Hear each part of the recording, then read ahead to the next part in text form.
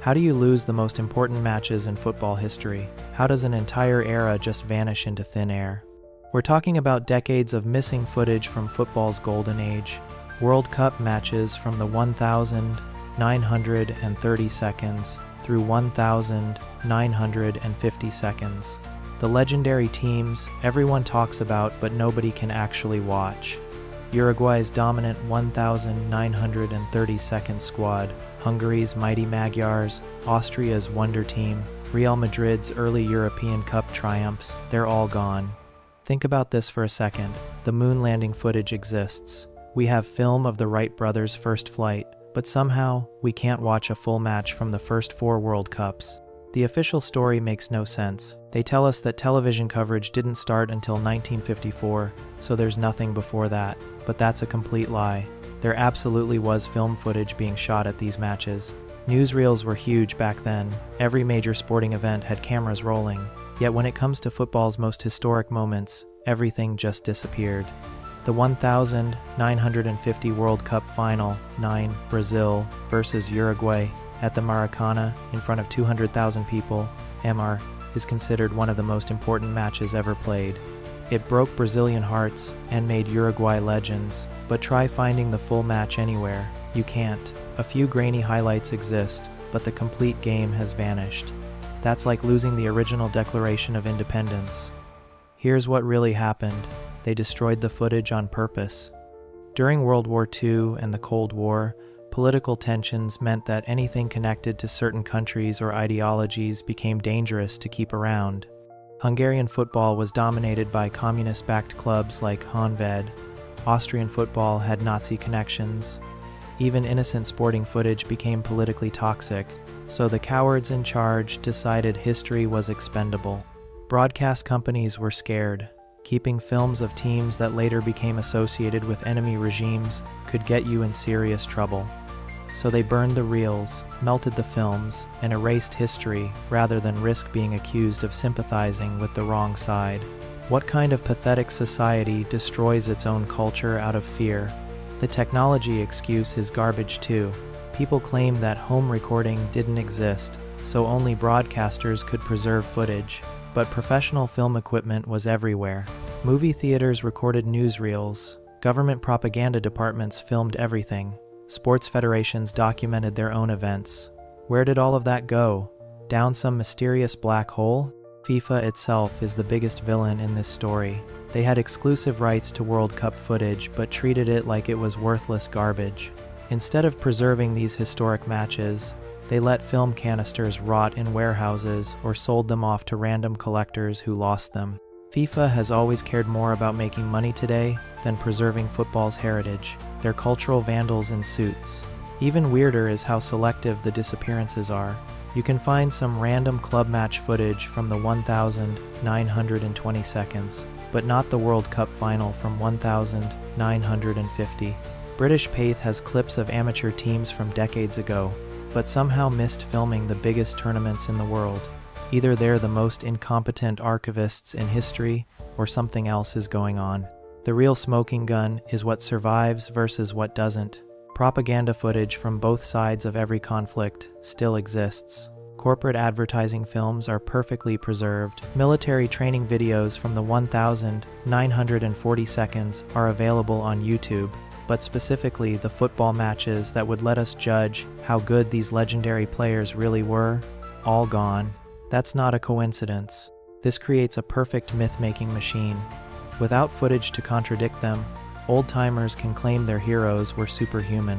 Sports historians can make up whatever stories they want about how these players performed. There's no evidence to challenge the legends because the evidence was deliberately destroyed. It's the ultimate scam. Modern football fans get cheated out of understanding their sport's true history. We're supposed to accept that Pelé was better than Messi based on grainy highlights and newspaper reports from 60 years ago. But we can't actually watch Pelé play a full match from his early career to judge for ourselves. How convenient for the old guard who want to protect their myths. The few complete matches that do survive from this era only appeared decades later, usually from private collectors or foreign archives. That proves the footage existed all along. It was just being hidden or hoarded by people who knew its value. These selfish bastards sat on historical treasures while the rest of us got fed lies about the past. Some of this missing footage definitely still exists in private hands. Rich collectors, former FIFA officials, and government archives probably have reels gathering dust in climate-controlled vaults. But they're not sharing because owning rare footage makes them feel special. Why release it for free when you can keep it as a status symbol and feel superior to everyone else? The storage excuse is also a lie. Film preservation technology existed back then. Hollywood managed to save plenty of movies from the same era. The Vatican has documents from the Middle Ages in perfect condition. But somehow, FIFA couldn't figure out how to store a few reels of the most important sporting events in human history? Give me a break. What's really infuriating is how this affects our understanding of football evolution. We can't properly analyze tactical development, player technique, or game pace from these crucial early decades. Every debate about whether modern players are better than old ones is pointless because half the evidence has been destroyed. It's like trying to study biology without being allowed to look at actual animals. The conspiracy goes deeper than just accidental loss. There's big money in football mythology. Books, documentaries, and movies about legendary players sell better when there's mystery involved. Concrete footage might reveal that some famous players were actually pretty ordinary. That would destroy entire industries built on nostalgia and hero worship. Even today, when people try to digitize old footage, they run into mysterious roadblocks. Suddenly, there are copyright disputes, ownership questions, and legal challenges that didn't exist before. It's almost like certain people don't want this footage to see the light of day. Makes you wonder what they're hiding. The most frustrating part is that we'll never get these matches back. Even if someone found a complete film of the 1950 World Cup final tomorrow, we've already lost 70 years of being able to properly evaluate football history. Entire generations grew up believing myths instead of seeing reality. The damage is permanent. This missing footage represents the biggest cover-up in sports history. Whether it was political fear, corporate greed, FIFA incompetence, or deliberate historical manipulation, the result is the same. Football's most important early chapters have been erased. And, unlike other historical mysteries, this one was definitely created by human decisions, not natural disasters or accidents. The worst part? The people responsible got away with it because by the time anyone cared enough to ask questions, all the evidence had already been destroyed. They covered their tracks perfectly. Now we're left arguing about ghosts and shadows while the truth rots in forgotten archives or private collections. Let's move forward to the next unresolved question, but don't forget to subscribe to our channel. How do you catch only 2 fruit vendors when the entire Italian football system is rotten to the core? The Totonero scandal of 1980 is one of those stories where what we know is terrifying, but what we don't know is probably much worse. Sure, they caught Massimo Cruciani and Alvaro Trinca, a struggling fruit merchant and a restaurant owner who thought they could get rich quick by fixing football matches. But these guys were small-time operators who got greedy and stupid.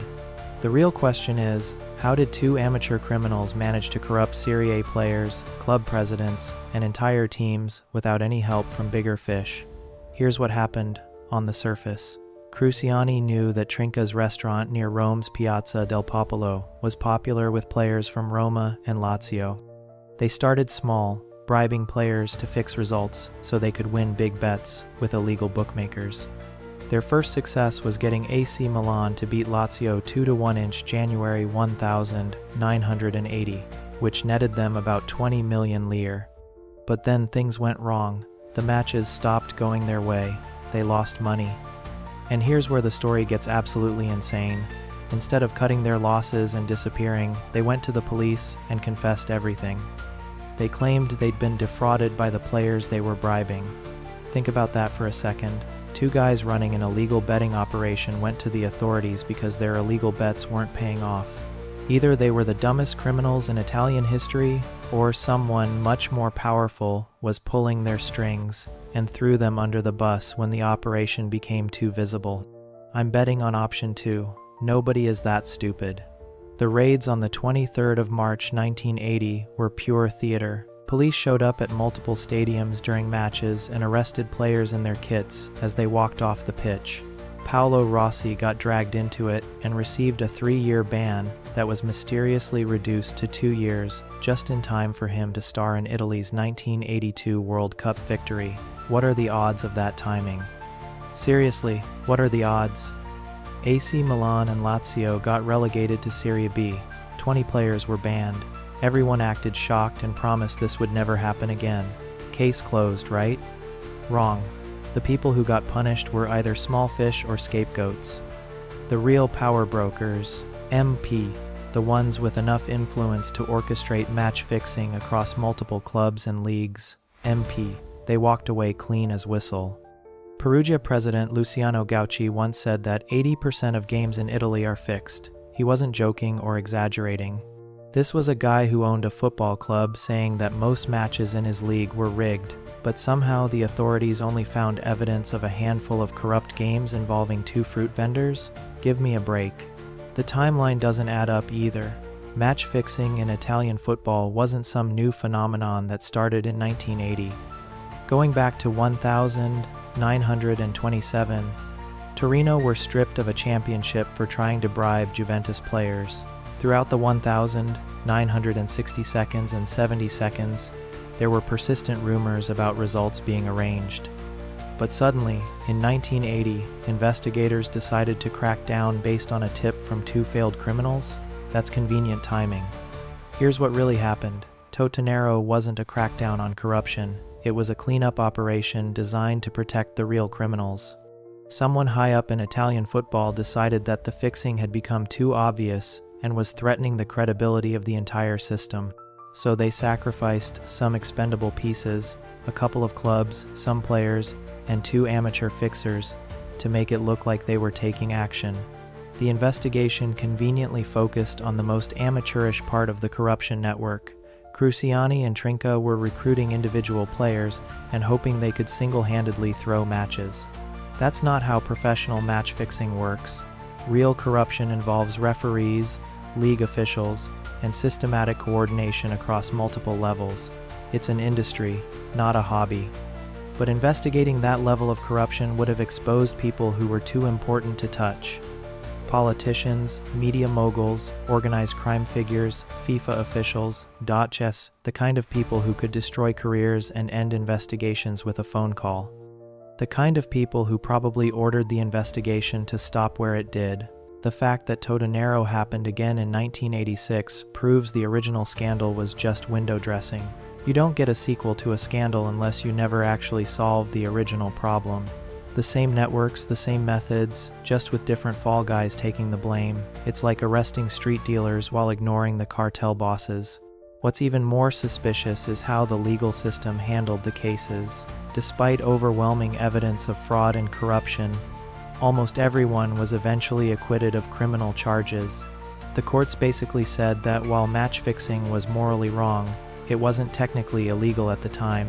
How convenient that there was a legal loophole perfectly sized for football corruption. The sporting punishments were the only consequences that stuck, and even those were reduced on appeal. Paolo Rossi's ban got cut in half just in time for the World Cup.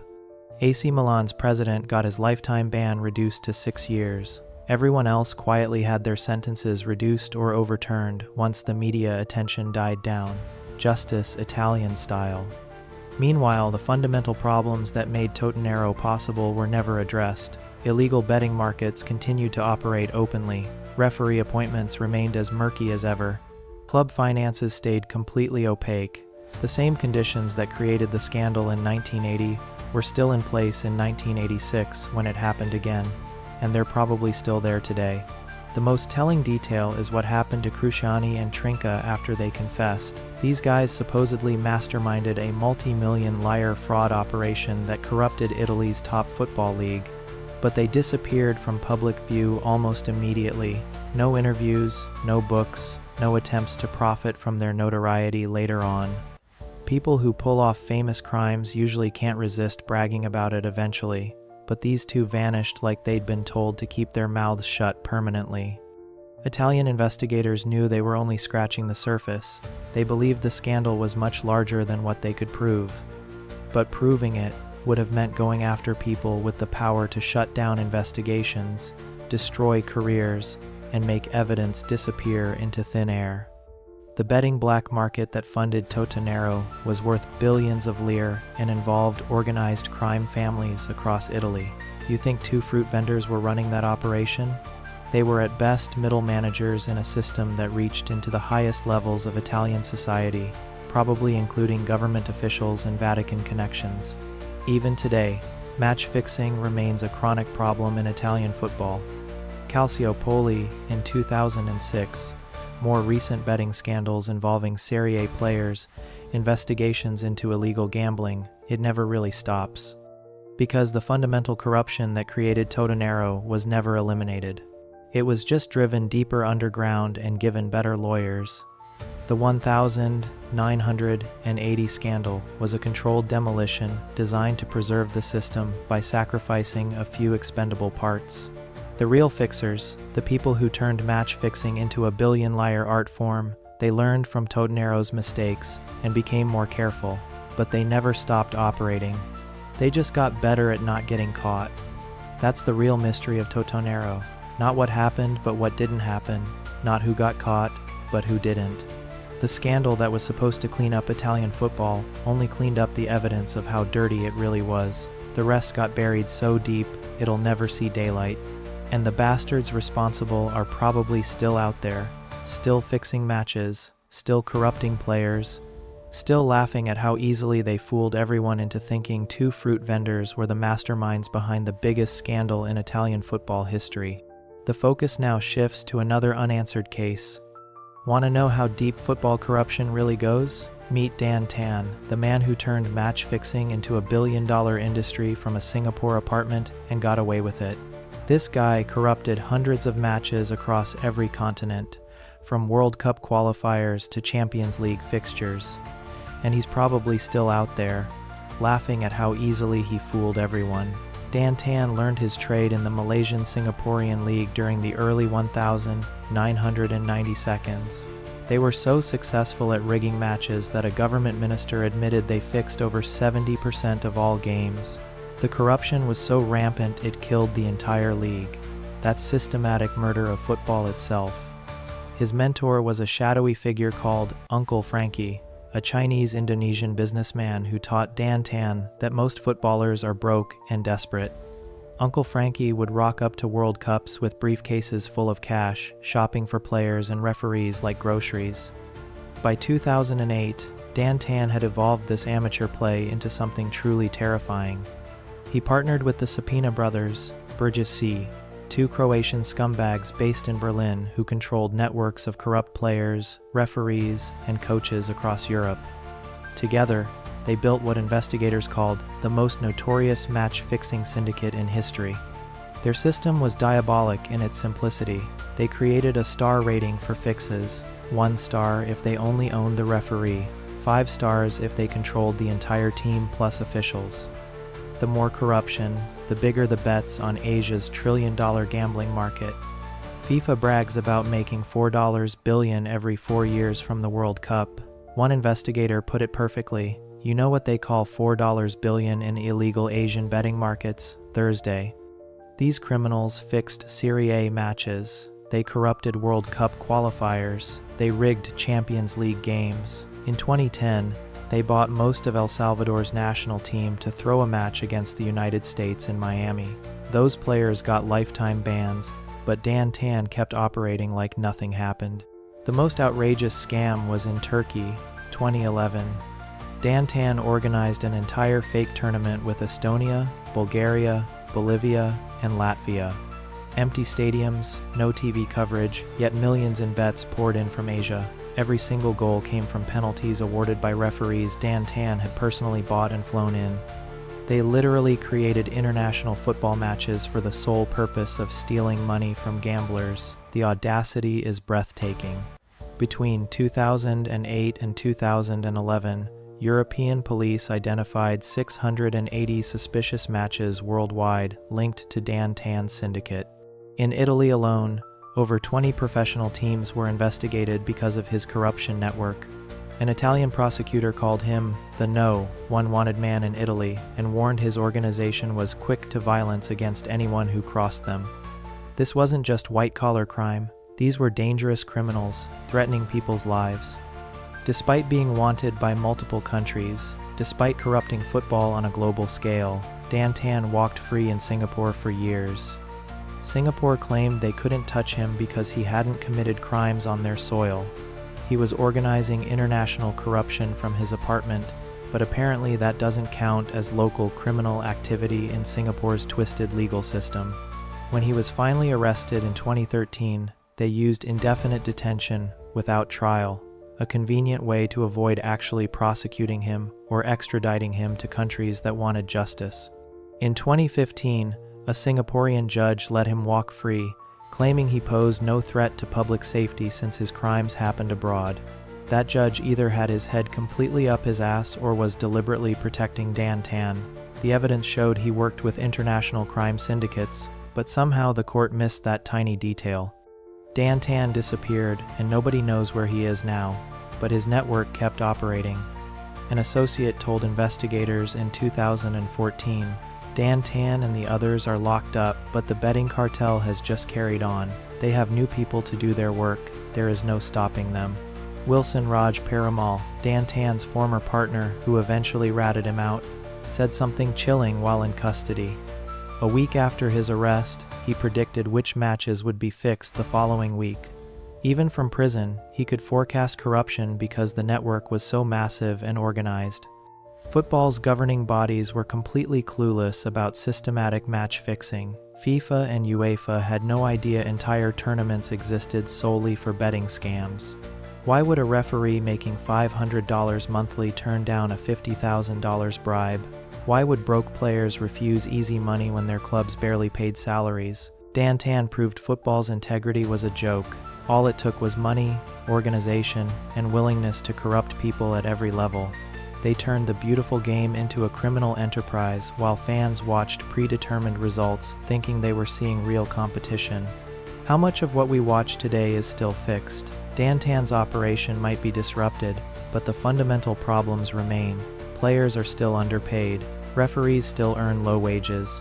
The Asian gambling market is still worth trillions and largely unregulated. New syndicates have definitely replaced Dan Tan's network. They've learned from his mistakes and become more careful about detection. The technology for placing bets and moving money has only improved.